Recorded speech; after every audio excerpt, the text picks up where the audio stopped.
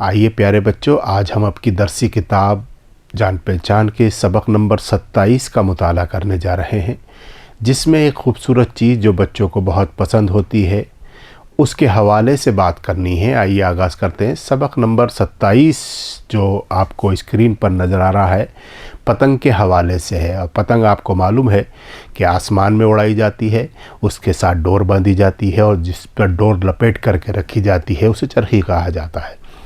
देखिए, एक लड़का है रशीद, वो पतंग उड़ा रहा है और उसमें हवा और पतंग के बीच क्या बातचीत होती है उसके बारे में ये सबक है।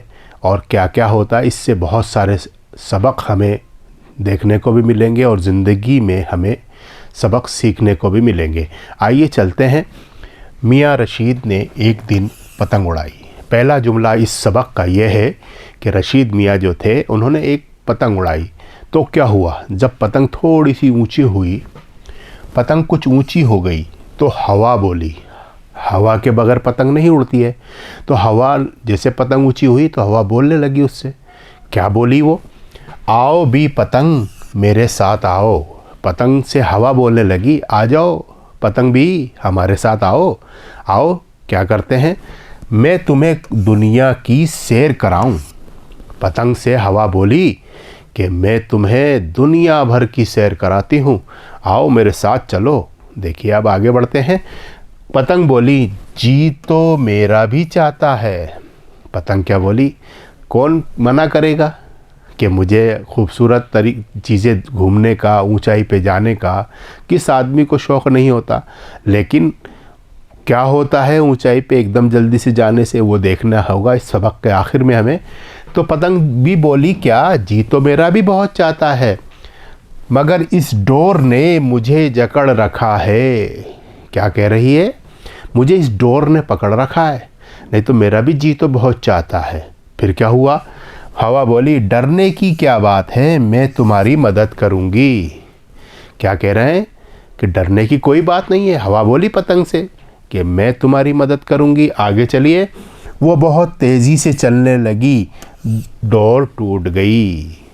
तो हवा ने क्या किया, उसका साथ दिया और वो बहुत तेज़ी से चलने लगी और चलने लगी। तो हवा जब तेज़ चलती है तो डोर की हैसियत नहीं होती वो उसे थामे रखे, वो डोर टूट गई। और ये आप जानते भी हैं, जब तेज़ हवा चलती है तो कभी कभी आपकी भी पतंग टूट गई होगी।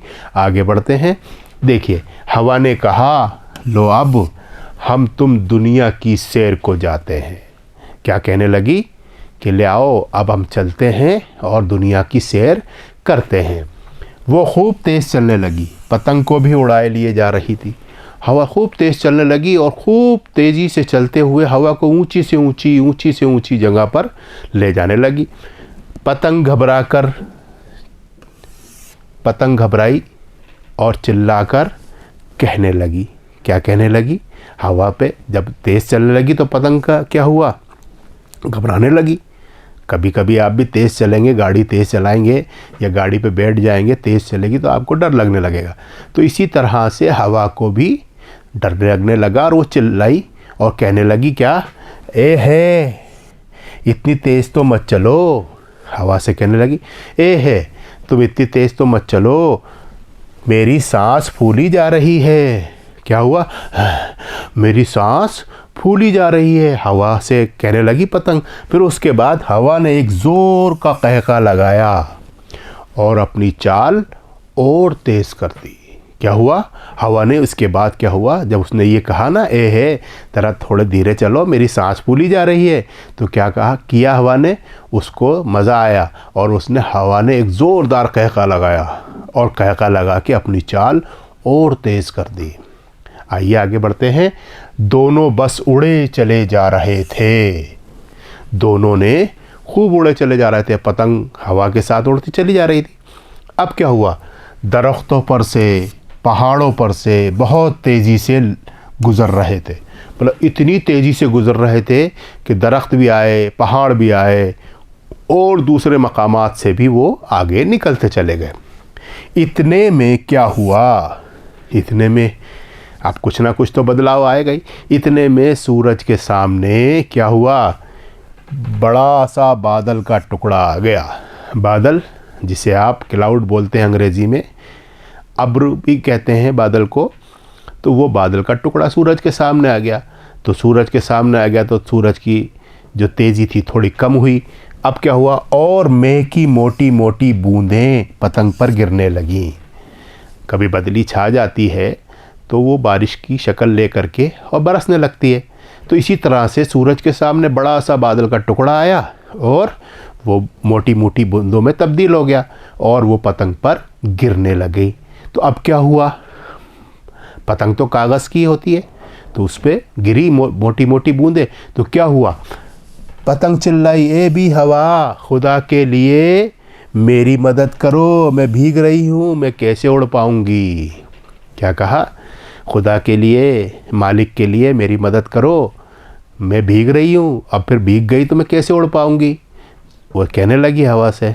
आगे चलें, देखिए अब सबक में, हवा उसके जवाब में हंस पड़ी और बस, हवा जो थी उसके जवाब में हंस पड़ी और हंस करके बस चुप हो गई। वो बूंदों ने पतंग को नीचे धकेल दिया, वो एक नाले में आकर गिरी और पानी और कीचड़ में लथपथ। क्या हुआ, बूंदों ने, हवा तो चुप हो गई और बूंदों ने उसे पानी की जो बूंदें थी उसने पतंग को धकेल दिया। कहाँ, वो एक नाले में आकर के गिरी, लथपथ होकर के, मतलब भीग गई और गंदी जगह जा कर के गिर गई। तो अब तो पतंग बहुत पछताई। अच्छा, कीचड़ में जाके गिर गई तो लथपथ हो गई और फिर पतंग बहुत पछताने लगी। अब क्या हुआ, और कहने लगी, मैं डोर से बंधी रहती तो क्यों इस मुसीबत में फंसती। ये चित्र, ये फ़ोटो, ये तस्वीर आप देख रहे हैं, इस तरह से पतंग का हाल हुआ। तो आपने देखा कि ये सबक हमारा जो है हमने यहाँ पे पढ़ लिया, लेकिन इससे हमें एक सबक, एक तालीम भी मिलती है। वो क्या है कि हमें छोटी सी चीज़ के पीछे नहीं भागना चाहिए, छोटी सी खुशी के पीछे नहीं भागना चाहिए, हमारा बुरा हाल हो सकता है। यानी हमारे माँ बाप हमें तालीम हासिल करने के लिए कहते हैं, लेकिन हम उस वक्त उनकी बातों पे ध्यान नहीं देते, और फिर जब हम बड़े हो जाते हैं, हम किसी काबिल बन जाते हैं या हम किसी काबिल नहीं बनते हैं, जब माँ बाप की नसीहत नहीं मानते हैं तो हम काबिल नहीं हो सकते, ना उस्ताद की बात मानेंगे और ना माँ बाप की बात मानेंगे, तो हम क्या होगा, हम किसी काबिल नहीं बन सकते। तो उस वक्त हमारी हालत उस पतंग जैसी हो जाएगी जो नाले में जा कर के गिरती है, वो ज़िंदगी में कभी कामयाब नहीं हो सकता। तो यही सबक, यही तालीम इस सबक से हमें मिल रही है। आइए आगे बढ़ते हैं। देखिए, अब हमारे सामने मश्क़ी सवालात का सिलसिला शुरू हो रहा है। पहला सवाल हमारे सामने आया है, पढ़िए और समझिए। पढ़ना भी है और समझना भी है। पहला जो ये मीनिंग है, एक तरह से जिसे लफ्ज़ व मानी कहा जा सकता है, उनके बारे में। पहला है सैर करना। सैर करना, सैर करना दो तरीक़े से हो सकता है। एक तो सैर करना, घूमना फिरना, और भाई एक चीज़ और कहते हैं कि मैंने बहुत सैर होकर के खाना खा लिया, मतलब पेट भर करके। तो सैर करना घूमना फिरना या तफरी करना के मानों में है। दूसरा क़हक़हा। क़हक़हा बड़ा काफ है, जो भारी लफ्ज़ है। क़हक़हा ज़बान के आखिरी हिस्से से बोला जा रहा है। क़हक़हा तो आवाज़ के साथ ज़ोर से हंसना, हा हा हा हा, इस तरह से हम हंसते हैं, बहुत तेज़ी की आवाज़ होती है तो उसे क़हक़हा लगाना कहते हैं। आइए आगे चलते हैं। मैं कहते हैं बारिश को, समझ गए आप। बरसात जिसे कहते हैं, रेन जिसे बोलते हैं, वर्षा जिसे कहते हैं, मैं। सांस फूलना। सांस फूलना का मतलब होता है हाँफना। पतंग की सांस फूलने लगी थी ना, जब वो तेज़ हवा चलने लगी थी, तो वो सांस फूलना कहलाता है। और लथपथ, लथपथ यानी गंदगी से भरा होना, ख़राब हाल। आदमी का जब ख़राब हाल हो जाता है ना, लथपथ हो जाता है, पसीनों में लथपथ हो गया, है, कहते हैं ना, इतनी मेहनत की कि पसीनों में लथपथ हो गया, तो ख़राब हाल हो जाना आदमी का जो है, बहुत ज़्यादा थक जाना, और एक लथपथ होना कि गंदगी में जा कर के भर जाना। आइए आगे बढ़ते हैं। देखिए हमारे सामने दूसरा सवाल आया है और उसके जवाबात भी हमने तहरीर कर रखे हैं। पहला सवाल है, हवा ने पतंग को क्यों बुलाया? तो ये आपने सबक पढ़ा है, आपको अच्छी तरह से अंदाज़ा भी होगा, लेकिन हम जवाब इसके साथ साथ तहरीर कर दिए, आप देख नज़र भी आ रहे हैं, उसके जवाब पढ़ते हैं। हवा ने पतंग को दुनिया की सैर कराने के लिए बुलाया था। हवा ने जो किया, क्या कहा था, ले आओ मैं तुम्हें दुनिया की सैर कराती हूँ। और वो बेचारी उसके चक्कर में आ गई और उसके साथ चली गई, और फिर क्या हाल हुआ ये आपने सबक में पढ़ लिया। आइए दूसरा सवाल है, पतंग की सांस क्यों फूलने लगी? पतंग जो थी, पतंग उसकी सांस क्यों फूलने लगी थी? क्योंकि हवा तेज़ चलने लगी थी। तो आइए जवाब देखते हैं। पतंग की सांस हवा के तेज़ चलने की वजह से फूलने लगी थी। आप भी अगर दौड़ करके भागेंगे, तेज़ चलेंगे, तो आपकी भी सांस फूलने लगेगी। कोई काम जल्दी तेज़ करने से सांस फूलने लगती है, तो सांस फूलने से क्या होगी, हवा की तेज़ चलने से पतंग की सांस फूलने लगी और वो घबरा के चिल्लाने लगी। आगे चलें, देखिए अब हमारे सामने तीसरा सवाल आ गया, कहकहा लगाने के बाद क्या हुआ? सवाल आपकी दरसी किताब से ही है। कहकहा, जवाब है कहकहा लगाने के बाद हवा ने अपनी चाल और तेज़ कर दी। अपनी चाल को जो है हवा ने और तेज़ कर दी। क्यों कर दी?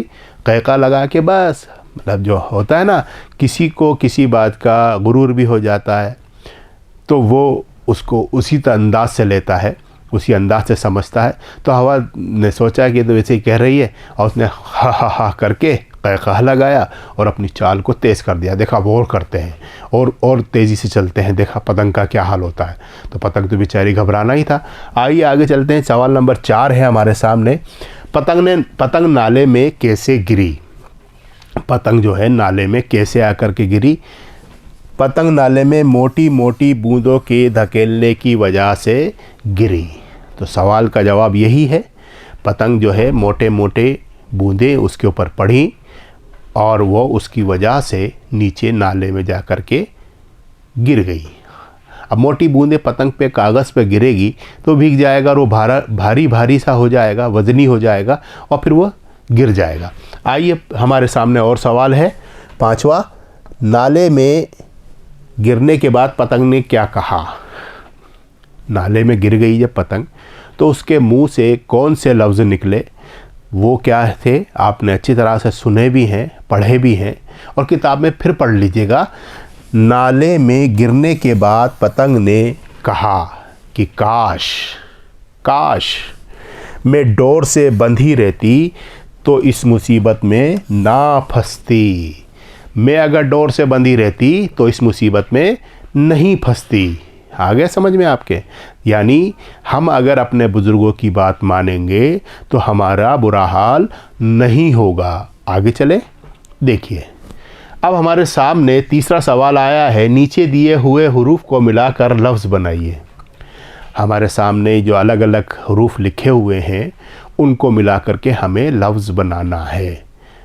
हम ज़्यादातर तो ये करते हैं कि लफ्ज़ पूरा लिखा होता है और हम उसको अलग अलग हर्फ में बदलते हैं। अब यहाँ पे हर्फ लिखे हुए हैं, उनको मिला करके हमें लफ्ज़ बनाना है। आइए शुरू करते हैं। पहला हर्फ है हमारे सामने पे, फिर ते है, फिर नून है, फिर गाफ है। तो इन चारों हर्फों को मिला करके हमें लिखना है। आइए लिखते हैं। पे बनाया, ते बना दिया, नून और गाफ बना दिया, ये बन गया पतंग। उसके बाद हमारे सामने है सांस, सीन अलीफ नून सीन। आइए लिखते हैं, सीन अलीफ और नून और सीन, सांस। फिर हमारे सामने है मुसीबत, मीम स्वाद ये बे ते, मुसीबत। तो मुसीबत लिखते हैं, मीम स्वाद ये बे और ते, मुसीबत। फिर उसके बाद हमारे सामने है बे लिखा है, वाव लिखा है, नून लिखा है, दाल लिखा है, वाव लिखा है, नून गुन्ना लिखा है। आइए तो बे वाव बू।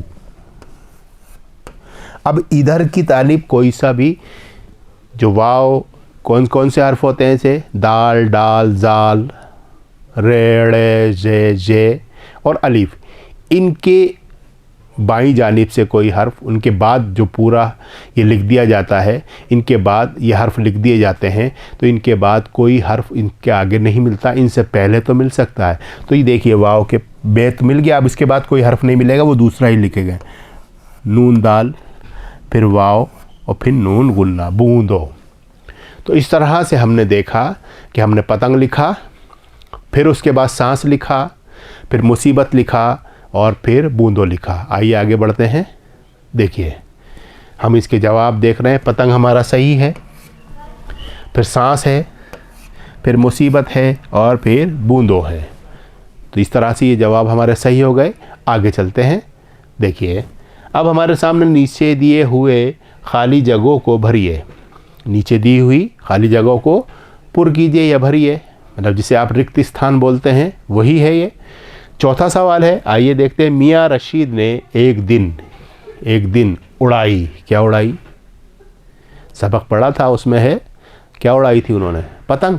ठीक है, पतंग लिखते हैं। आप जैसा बताएंगे मैं वैसा लिखता जाऊंगा। पतंग सबक की अंदर है भी यही, पतंग उड़ाई। अब लो हम दूसरा जो जुमला है उसमें खाली जगह है, उसको पुर करना है। वो क्या कह रहा है? लो अब हम तुम दुनिया की को जाते हैं। लो तुम और हम अब दुनिया की सैर को जाते हैं। तो सैर आएगा यहाँ पे, सीन ये और रे, सैर। फिर तीसरा जुमला हमारे सामने आ गया, वो है हवा ने एक ज़ोर का, खाली जगह और फिर लगाया। क्या लगाया? कहा लगाया। हंसी थी ना वो ज़ोर से,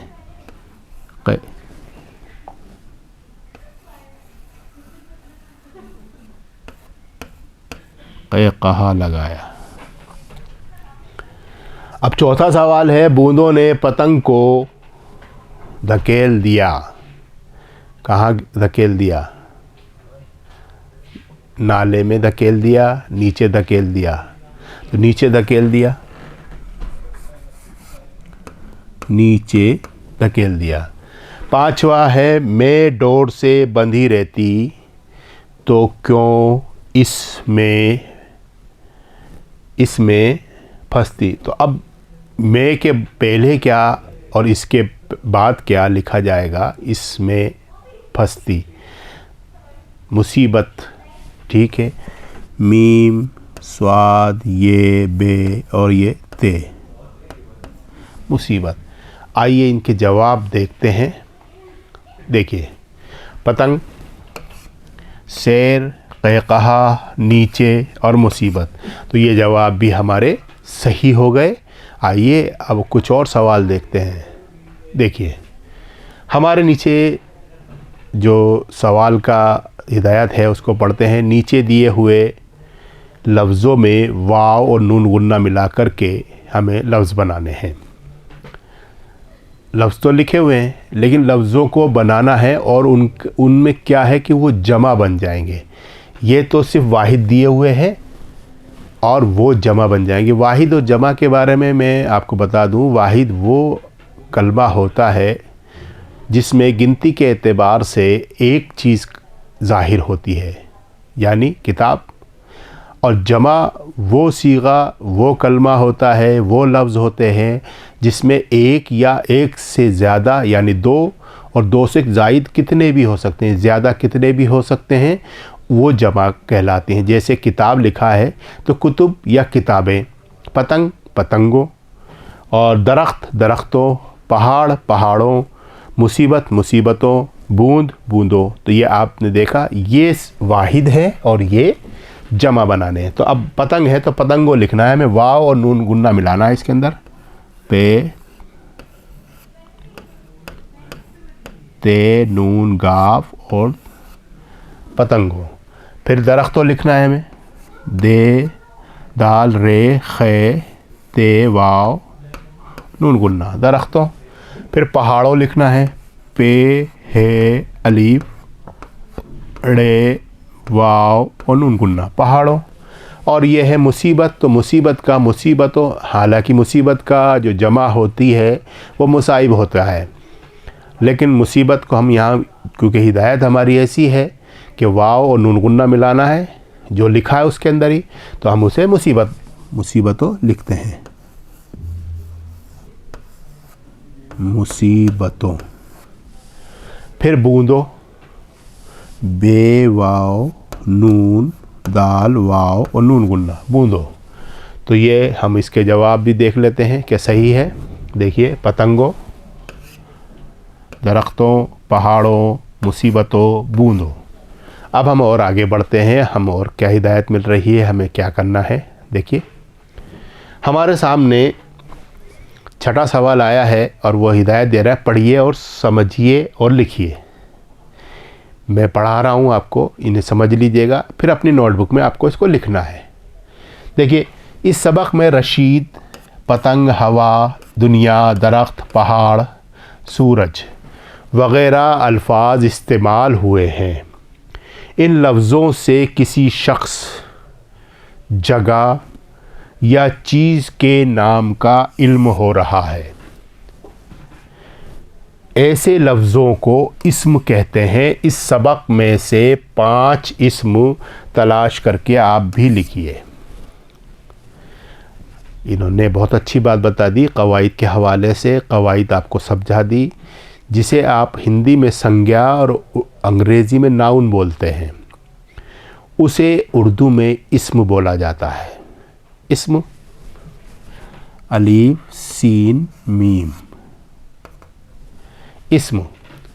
इस्म किसी भी चीज़ के नाम को, किसी भी शख्स के नाम को और किसी भी जगह के नाम को कहा जाता है। जैसे हम कहें किताब, ये चीज़ हो गई, कुर्सी ये चीज़ हो गई, और आप किसी का नाम ले सकते हैं, जैसे हामिद नाम ले दिया आपने, रशीद नाम आया इस सबक के अंदर, पतंग नाम आया, जगह मान लो आगरा कहा हमने।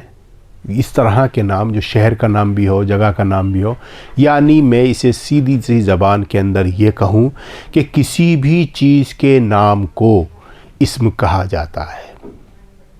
समझ गए आप लोग? यानी अब यूँ समझे, अब अक्सर आप किसी से मिलते हैं तो आप उससे पूछते हैं कि आपका शुभ नाम जैसे पूछते हैं, तो हम उर्दू में इसको ये कहते हैं कि आपका इस्म शरीफ क्या है, आपका इस्म शरीफ क्या है, यानी आपका नाम क्या है।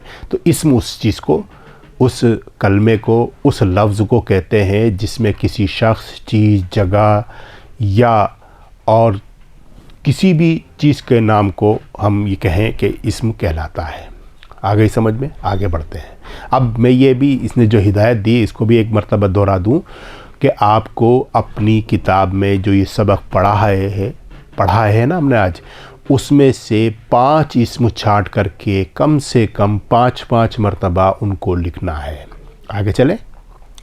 देखिए, अब हमारे सामने 7वां सवाल आया है और वो हमें हिदायत दे रहा है कि इसको खुशखत लिखिए। मतलब खुशखत का मतलब बिल्कुल खूबसूरत अंदाज में, अच्छे तरीके से, जिसे आप सुलेख कहते हैं, सुंदर लेख कहते हैं, वो लिखिए। आइए, सबसे पहले लफ्ज़ है रशीद। ये एक नाम है, रशीन ये दाल, रशीद। फिर लिखते हैं रेशीन ये दाल, रशीद। फिर मैं लिखता हूँ रशीद, अब इसको कशिश के साथ लिखता हूँ, रेशीन ये दाल, रशीद। फिर रशीद लिखते हैं, रशीद। फिर रशीद, रशीद। अब दूसरा लफ्ज़ हमारे सामने है तेज़ी। मतलब तेज़ी के साथ जो हवा चलने लगी थी, तो तेज़ी मतलब शिद्दत जिसे कहते हैं, ते ये और जे, फिर ये तेज़ी। फिर तेज़ी लिखते हैं, ते ये जे और ये तेज़ी।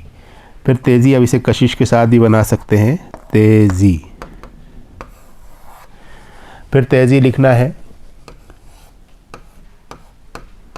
बहुत अच्छे से मश्क करनी है और नए लफ्ज़ आप सीखते जा रहे हैं और हमें पढ़ना भी आता जा रहा है। आइए आगे बढ़ते हैं। देखिए, मैं, मीम, ये नून है, मैं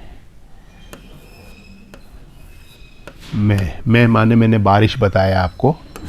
मैं, फिर मैं लिखना है मैं माने बारिश। फिर हमारे सामने है टुकड़ा। टुकड़ा लिखा हुआ है, आप ये देख रहे हैं, इसको लिखना है टुकड़ा। टुकड़ा जिसे आप किसी भी चीज़ के कोई टुकड़ा हो सकता है, जिसे आप पीस बोलते हैं, टुकड़ा। टुकड़ा, फिर टुकड़ा,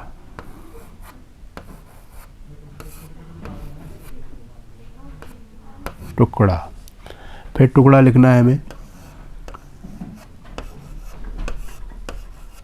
टुकड़ा, फिर टुकड़ा। इस तरह से हम मश्क कर रहे हैं। आगे नीचे आइए, अब लफ्ज़ आ रहा है कीचड़। कीचड़, काफ, ये चेड़े और ये मरकज़ लगा दिया, कीचड़। काफ, ये चे और ये अड़े, कशिश के साथ भी बना सकते हैं, कीचड़। अब फिर कीचड़, ये कीचड़, आप ये देखिएगा कीचड़। फिर कीचड़ लिखना है आपको, ये कीचड़।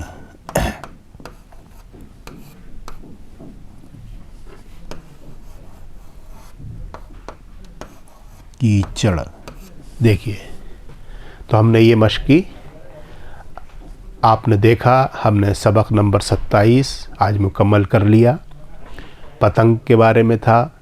इस सबक से एक मरतबा हमें क्या तालीम मिलती है उसको मैं दोहरा दूं कि जिस तरह से पतंग हवा की बातों में आकर अपनी डोर को छोड़ करके चली गई और उसका फिर आपके सामने हाल आया, वो नाले में जा कर के गिरी, इसी तरह से हमें अपने बड़ों की, अपने माँ बाप, अपने उस्ताद की और जो भी हमारे लिए अच्छी नसीहत करता है उसकी बात को मानना है, नहीं तो हमारा हाल पतंग जैसा हो जाएगा।